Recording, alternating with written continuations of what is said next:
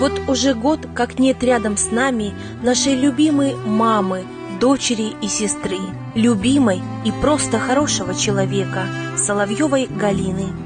Ты далеко, ушла внезапно, туда, где мир совсем иной, туда, где холодно и зябко, где ждут нас вечность и покой. Не верим, плачем и тоскуем, кричим, зовем, не уходи. И в тишине его мы просим: верни, пожалуйста, верни. Ты далеко, но ты и рядом, мы чувствуем твое тепло, как будто прошептала нежно: не плачьте, вы мои родные, все будет просто хорошо.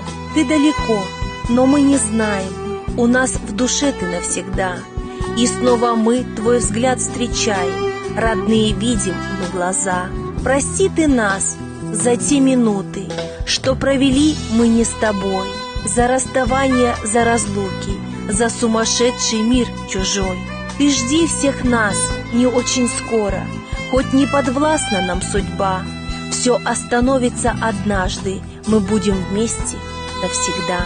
Родители, сестры, племянники, сын, зятья, любимый, близкие и друзья.